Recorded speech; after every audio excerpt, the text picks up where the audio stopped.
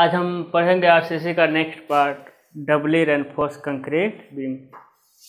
अभी तक हम क्या पढ़ रहे थे? सिंगली रेनफोर्स बीम का क्या पढ़े हैं? न्यूट्रल एक्सिस निकाले हैं, एक्चुअल यानी क्रिटिकल न्यूट्रल एक्सिस निकाले हैं, एक्चुअल न्यूट्रल एक्सिस निकाले हैं और मोमेंट ऑफ रेजिस्टेंस। कंक्रीट के सेक्शन के अनुसार हम अंडर एनफोर्समेंट, ओवर एनफोर्समेंट और बैलेंस सेक्शन देखे थे। सेम जो काम हम सिंगली रेनफोर्स कंक्रीट बीम में किए हैं वही काम हम डबली रेनफोर्स कंक्रीट बीम में करने वाले हैं। तो हेडिंग क्या रहेगा आज का मेरा? डबली रेनफोर्स्ड कंक्रीट बीम, यानी द्विप्रबलित कंक्रीट धरन। क्या रहेगा? द्विप्रबलित कंक्रीट धरन। अब पहले समझते हैं कि द्विप्रबलित कंक्रीट धरन बनाते क्यों हैं। ये मान लीजिए आपका क्या आ गया, ये सिंगली रेनफोर्स, सिर्फ किधर छड़ लगा दिए हम? सिर्फ टेंशन के साइड में छड़ लगा दिए। ये कौन सा बीम हुआ? ए बीम हुआ आपका सिंगली रेनफोर्स कंक्रीट बीम। मान लीजिए इसका मोमेंट ऑफ रेजिस्टेंस कितना आ गया? 100 न्यूटन इंटू मीटर, यानी इसका मैक्सिमम स्ट्रेंथ कितना मोमेंट ले सकता है? 100 न्यूटन मीटर का। जबकि मेरे बीम पर जो मोमेंट आ रहा है, बीम पे कितना मोमेंट आ रहा है? वो 110 न्यूटन मीटर का, यानी 100 से अधिक आ रहा है। तब क्या करना पड़ेगा हमको? क्या करना पड़ेगा कि 100 न्यूटन मीटर का यानी 110 न्यूटन मीटर का लोड वहन कर ले बीम। इसके लिए मेरे पास दो ऑप्शन है। हम पढ़े थे एम आर इजकल टू क्या पढ़े थे? क्यू बी डी का स्क्वायर। ये था आपका क्यू बी डी का स्क्वायर। यानी एम आर बढ़ाने के लिए या तो हम बी को बढ़ा दें या फिर डी को बढ़ा दें। दो ही काम कर सकते हैं। बी को बढ़ाएंगे या फिर डी को बढ़ाएंगे तो मेरा एम आर क्या हो जाएगा? बढ़ जाएगा। क्यू कांस्टेंट होता है मेरा, Q 1/2 sigma C B x1 z1। ये सारे वैल्यू क्या होते हैं? आपके गुणांक होते हैं। तो क्यू से नहीं लेना देना हमको। मोमेंट कब बढ़ेगा? या तो हम इस बीम की चौड़ाई बढ़ा दें या बीम की गहराई बढ़ा दें। लेकिन मेरे पास तो एक लिमिट होगा ना। हम बीम की चौड़ाई कितना बढ़ा सकते हैं? मान लीजिए इसकी क्षमता है 100 न्यूटन का, 100 न्यूटन मीटर का, ये 500 आ गया तो हम कितना बीम की चौड़ाई बढ़ाएंगे या बीम की कितना गहराई बढ़ाएंगे? उसकी भी कुछ लिमिट होगी। यानी बीम की चौड़ाई गहराई एक लिमिट के बाद हम नहीं बढ़ा सकते।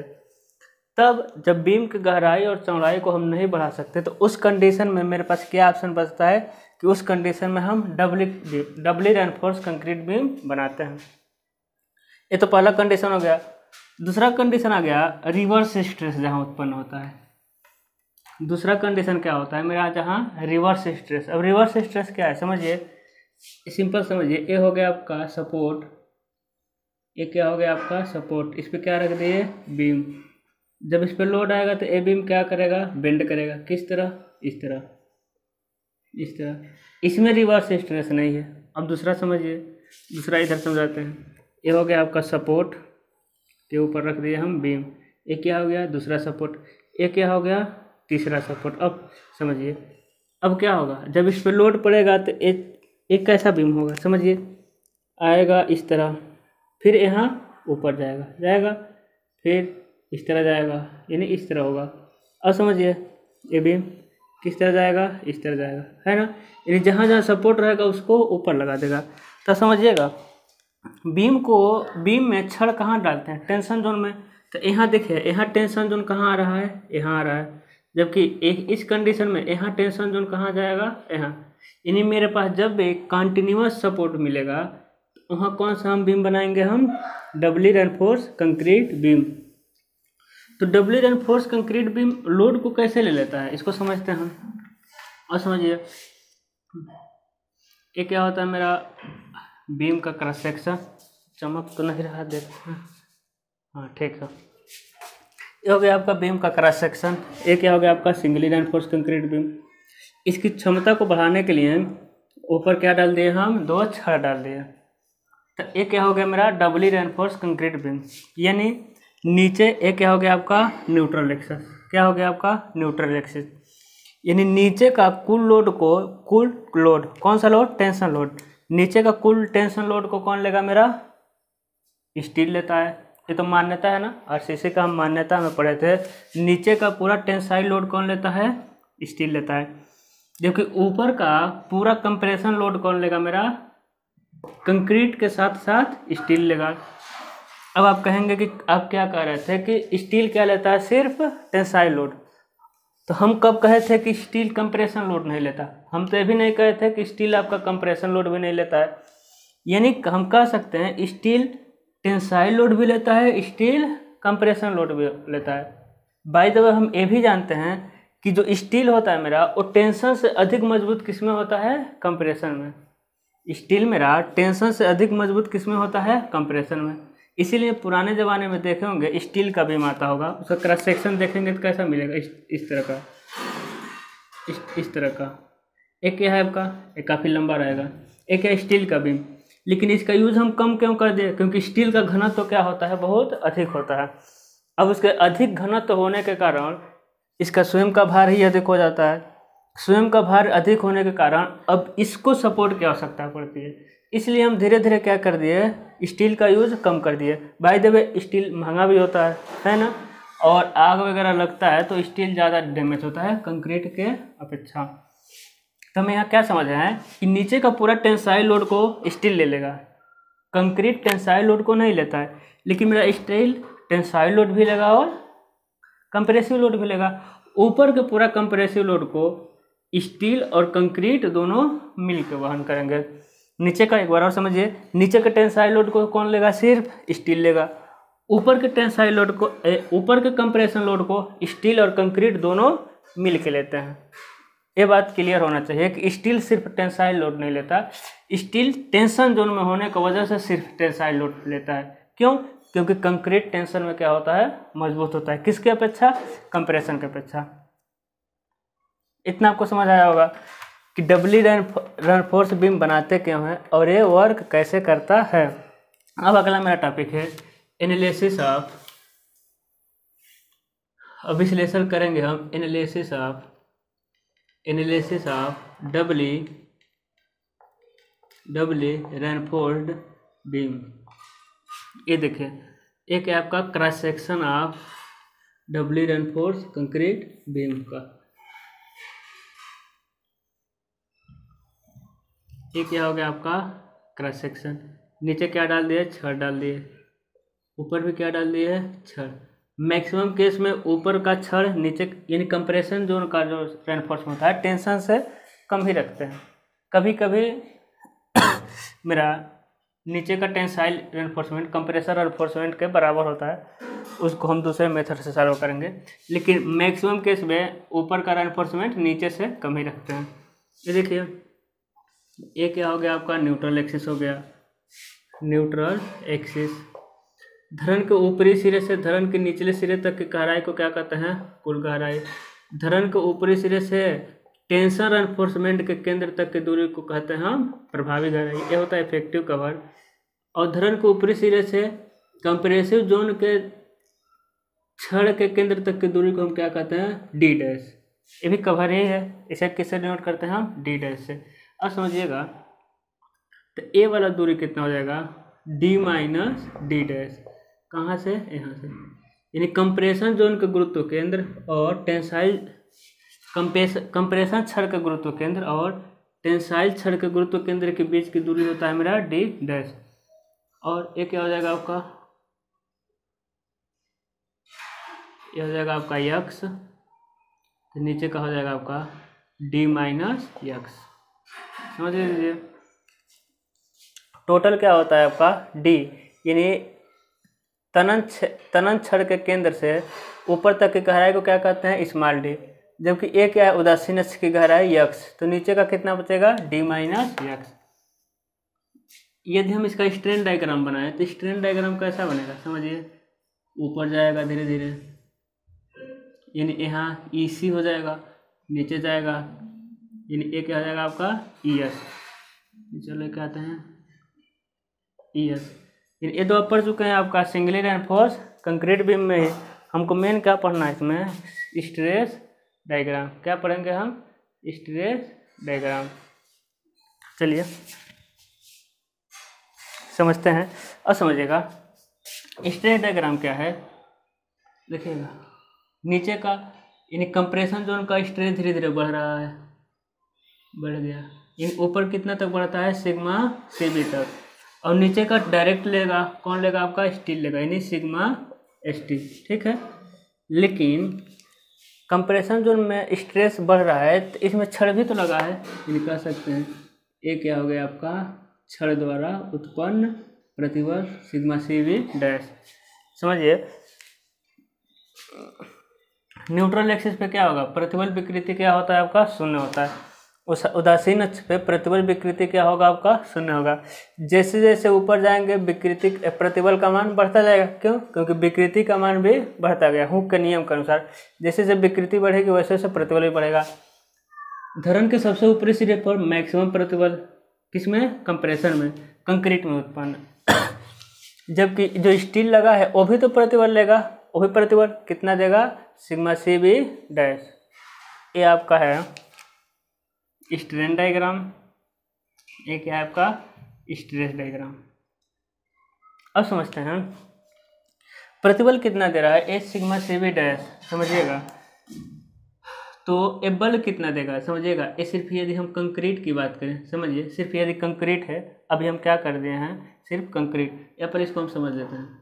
ये हो गया आपका स्ट्रेस डायग्राम, ये हो गया आपका स्ट्रेन डायग्राम, इसको याद रखिएगा, इसका यूज हम एक दो टॉपिक बात करेंगे। चलिए आगे बढ़ते हैं।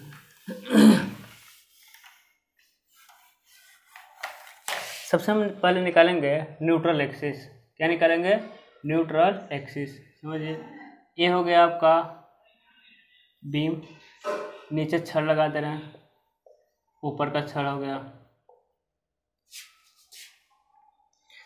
अब समझिए डिनोट कर दें, एक कैपिटल डी हो गया, ये आपका हो गया स्मॉल डी। अब समझिएगा यदि हम इसको दो भाग में तोड़ना चाहें तो कैसे तोड़ देंगे, देखिए एक क्या हो गया आपका सिंगली रेनफोर्स बीम, जिसमें क्या बना हुआ है सिर्फ नीचे का छड़, समझिएगा। एक क्या हो गया आपका सिंगली रेनफोर्स बीम, जिसमें क्या लगा हुआ है सिर्फ नीचे छड़ लगा है।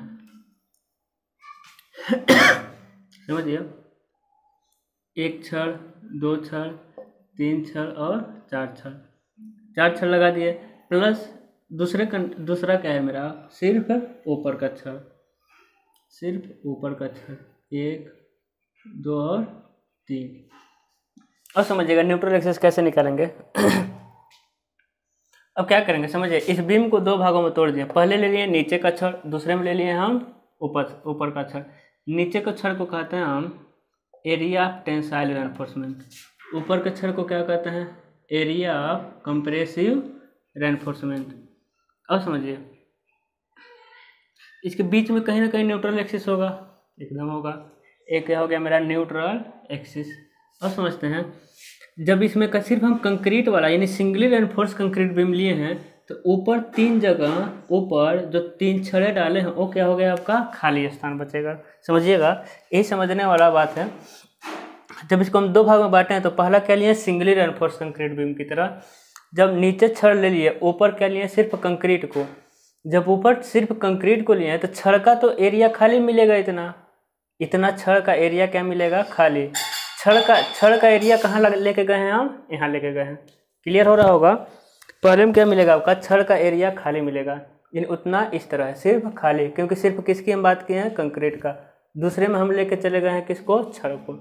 और समझिए न्यूट्रल एक्सिस कैसे निकलेगा, समझिएगा इसकी हम बात करें इसकी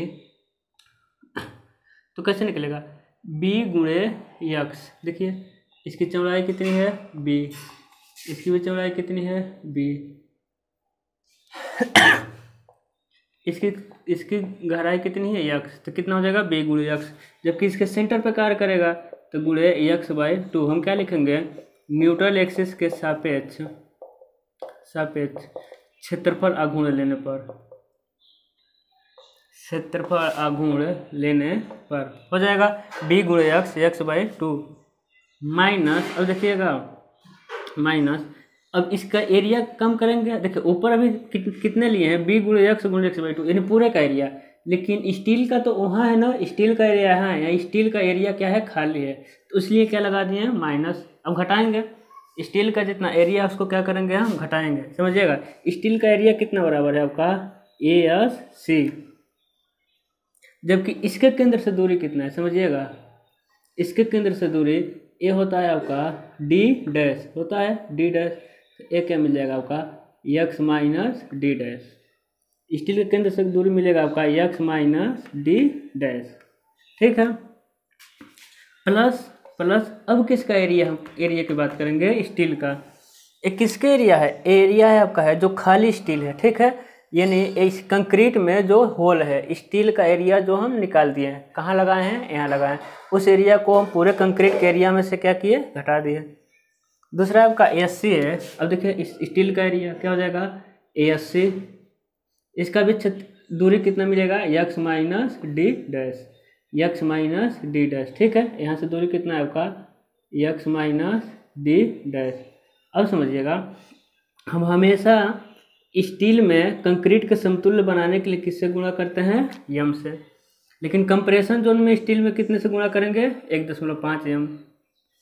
इक्वल टू क्या हो जाएगा समझिए, देख लेना दिखेगा आपको, हाँ ठीक है, equal to m AST D minus x। अब समझ लीजिए इसको, इतना आपको समझ आ रहा होगा। कंक्रीट का क्षेत्रफल लिया b गुणे x, केंद्र से दूरी x/2। अब स्टील का एरिया जो यहाँ खाली है कुछ नहीं है, देखिए स्टील एक यहाँ है एक यहाँ है, लेकिन कंक्रीट का एरिया में स्टील है, उसको क्या करेंगे घटाएंगे। उसका क्षेत्रफल कितना है, इसका ASC के बराबर, उतना ही होल खाली है। इसके केंद्र से दूरी x माइनस D डैश। लेकिन अभी हम जोड़ेंगे किसको, स्टील का क्षेत्रफल। देखिएगा स्टील का क्षेत्रफल ASC, इसका केंद्र से दूरी x माइनस D डैश। लेकिन हमेशा स्टील में किसकी गुणा करते हैं हम, m से, लेकिन कंप्रेशन वाले स्टील में कितने से गुणा करेंगे 1.5 m से।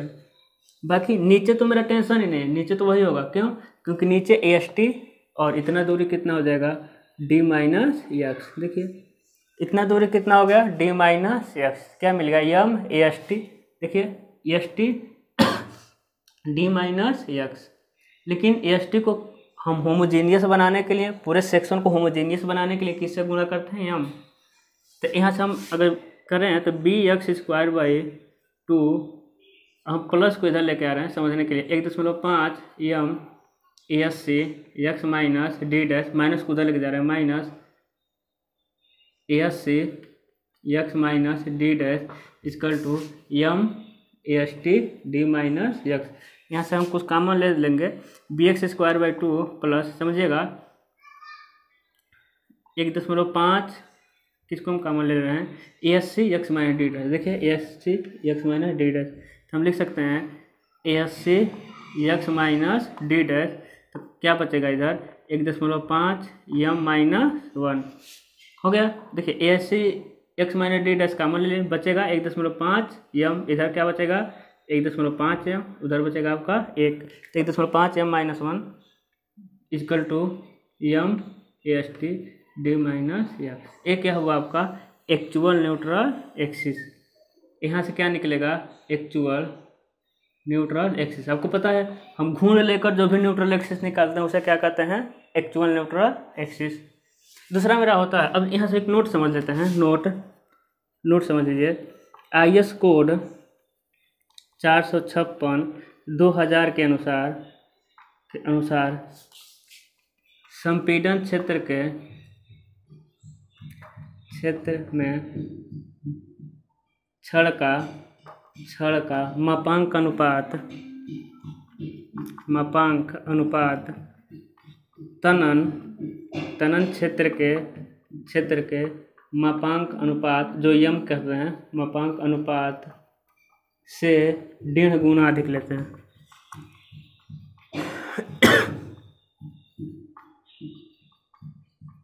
इसका डेरिवेशन भी है, लेकिन वो आपको जानना नहीं है, वो कोई मतलब नहीं उसका, बस इतना याद रखिएगा। IS कोड 456/2000 क्या कहता है कि संपीड़न क्षेत्र में जो मापांक अनुपात होता है वह तनन क्षेत्र के मापांक अनुपात से कितना अधिक होता है 1.5 गुना। देखिए मापांक अनुपात तो लिखे, लेकिन कितना अधिक लिख दिए हैं 1.5 गुना। ये भी आपका IS कोड कह दिया तो मानना तो पड़ेगा। अब समझिए मेरा दूसरा होता है क्रिटिकल न्यूट्रल एक्सिस।